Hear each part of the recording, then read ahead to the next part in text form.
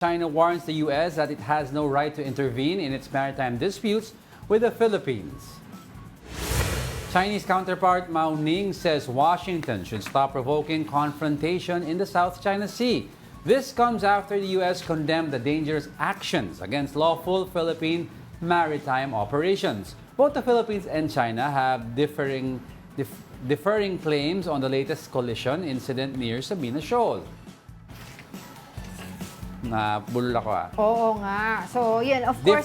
Different interpretations on how Sabina Shoal. But always naman ang China, lagi nilang sinasabi, meron silang negative reaction dun sa mga support na nakukuha natin from our allies or even outside yung mga hindi claimants sa West Philippines. And yet they continue to harm us by may naputulan ng daliri, may nabangga na boat, nawasak na boat, diba? They continue to ram us, throw flares at our ships, and yet tayo pa rin ang may problema. Oo. So, di ba lagi nilang sinasabi na ang kanilang narrative would always be bilateral.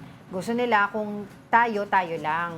At ini-insist nila kapag nakikialam ang US ay talagang ginagamit lang tayo ng US. Yun ang kanilang ini-insist. Kaya hindi naman din nabago ito na kung sabihin nila ay sila ay kumbaga tumututol doon sa mga suporta na nakukuha natin from US and other allies dahil nga dito sa sinasabi nila meddling, 'di ba, dito sa ating usapin yung dito sa West Philippine Sea. But of course, let's discuss that issue further. Yes, we have with us AFP spokesperson Colonel Margareth Padilla with us on via Zoom. Magandang umaga, Colonel. Hi, Colonel. Thanks for joining us today. Good morning po. Good morning po sa inyong programa at sa lahat ng inyong taga-subaybay. Yes, Colonel, let's get right to it po. What is your reaction sa latest statement ng China? Sir, naman, no, alam naman natin how it goes when they do their statements. No? It's always negating what's really happening, what's currently happening. So, ang sitwasyon naman, sir, they are signatory to UNCLOS. Yes. And yung UNCLOS, sir, favored in our, yung ruling favored the Philippines. So, they should honor the ruling that the UNCLOS has stated. So with that, sir, yun yung overarching premise over all of this. For whatever they say, dapat, sir, sila yon mag-honor ng that pact that they already agreed with. Sa side po ng Sandatahang Lakas ng Pilipinas, no, we will not be deterred in doing these things. No? So over and above what's happening po with all of these efforts for us to peacefully settle these issues, of course, it is the mandate of the Armed Forces of the Philippines to fortify our defenses. So, po-modernize po tayo, nagte-train tayo, upskilling, and kasama na din po dyan, no, yung pag-strengthen po ng alliances natin with like-minded nations and partnerships. Yes, I'd like to ask Colonel, no, siyempre with all the damage na nangyari sa atin, sa barko natin, sa nangyari sa Navy personnel natin noon, how do we plan to, the term was to collect kung ano man damages na incur ng China against us. Kinikwenta ba natin ito, Colonel? Sir, lahat naman po nito, no, for any incidents that occurred, we submit the necessary reports and all the, lahat po ng nakapaloob dito sa necessary agencies to include po the Department of Foreign Affairs. So, nakapaloob naman din po dito, sir, for kung ano po yung furthering that cause, no? So, if there will be filing diplomatic process, nandun po, sir, yon, no, to serve as a reference for this. But in our case, sir, iniipon din lang po natin to and we submit it also to the Department of National Defense for for all intents and purposes, sir, for reference din po nila. Okay. And Colonel, yung PCG po a few days ago nakakuha po tayo ng mga balita that PCG is actually gathering evidence para nga po dito dun sa nangyaring recent collision. Meron po ba kayong coordination with PCG? Kamusta po itong gathering of evidence na ginagawa po natin? Yes, ma'am, no, yung pong Armed Forces of the Philippines were in close coordination with the Philippine Coast Guard and the BFAR in case of this ditong sa usapin nga po ng West Philippine Sea. So, in any eventuality po na kailanganin po nila yung assistance ng Armed Forces of the Philippines in terms of law enforcement, nandiyan naman po kami.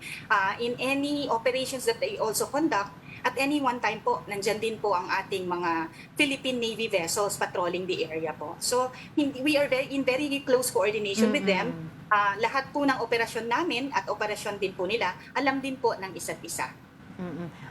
Yung pong kanilang resupply mission, do you have idea kung kailan po ulit yung gagawin? And also yung sa air patrol na nagkaroon din po ng incident recently doon, meron din po ba tayong alam regarding the schedule kung gagawin po ba natin ulit yun? And what would be our plans, di ba po, in case mangyari po ulit yung mga encounters natin with China? With this RORE missions and maritime patrols, ito po, even without the incident, continuous po natin itong ginagawa. This is on a regular basis, but we do not disclose po the exact date and time when this is occurring, but it is on a regular basis. Sa lahat po nung 7 features and 2 islands po natin, lahat nung Siyam na yon na nasa West Philippine Sea, under po siya ng Northern Luzon Command and Western Command, no? Continuous po to na kinoconduct natin na maritime patrols and ano. So yung Navy and Air Force po natin, it's a regular thing that they conduct po. With the incident, of course, lahat naman po ito, we do have contingency plans in place, and we leave it to the ground commanders po as to the decision on how to go about future RORE missions po. And finally po, no, siguro last question na rin po ito, Colonel. How are we intensifying our presence po, lalo na po sa Escoda and Sabina Shoal, and kasabay po yan ng pag-file din po ng diplomatic protest ng China dahil nga daw po we are interfering dun sa kanilang territory, according to them.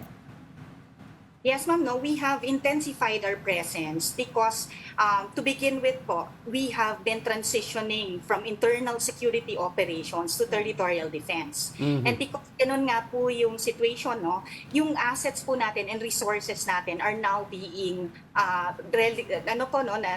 delegate na siya towards the West Philippine Sea. So mas marami na po tayong patrols na nakakonduct, the more vessels that are being aligned to these areas.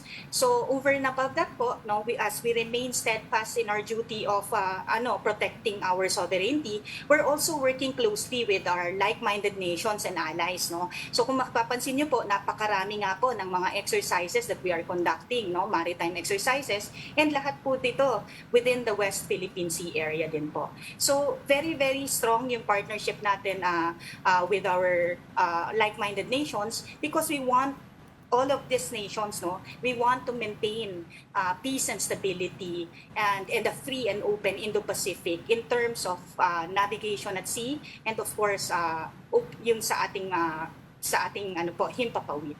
Ihabol ko na lang din po, Colonel, kasi lagi po natin pinag-uusapan tungkol po yung AFP Modernization Program, at kasama po dyan yung pag-renovate po natin, pagsasaayos ng BRP Sierra Madre, na alam naman po natin na malaki po talaga ang naitutulong doon natin, doon sa naitutulong ng BRP Sierra Madre, pero nakikita din po natin na talagang dilapidated na siya, kalawangin na. And ano po ba yung parang pinaka-plan natin doon? Alam po natin na kasama po siya sa modernization program, pero yun nga po, ang pinag-uusapan natin, pagkain nga lang po, nahihirapan po tayo itawid yun, ibigay doon po sa mga kasama natin sa BRP Sierra Madre. Paano pa po yung mga construction materials? Ma'am, no, with the modernization program, kasama nga dito ang heavy dito is yung maritime na capabilities natin and aerial capabilities as well as cyber. Yeah. Dito po sa usapin ng LS-57, eto ma'am, non-negotiable, we're not gonna give this up. This is the sole symbol of our sovereignty in that area. With that po, it is the mandate of the Armed Forces of the Philippines to look at after po, no, the welfare of our troops that are stationed in the area. So we have to take into consideration that LS-57 is a commissioned Navy vessel. So talaga pong dapat namin yan i-maintain, and of course, kailangan po namin mag-look out yung moral and welfare ng tao dyan, including po yung to improve their living conditions. So we will do that. We will not be deterred. We'll be continuing with the RORE missions, come what may po. All right. Thank you, AFP spokesperson Colonel Margareth Padilla, for joining us on the show. Yes, sir, no? Again, I'd call our butterfly, sir, no? Our seas, our rights, our future. Atin po itong alamin, suportahan at ipaglaban. Nandito po ang inyong Armed Forces of the Philippines and we will do our mission and mandate to protect the people and secure the state and maintain our sovereignty. Thank you, Maraming Colonel. Yun yung nakalagay sa likod ni Colonel, protecting the people, securing the state. Yun ang primary goal as of the moment sa West Philippine Sea.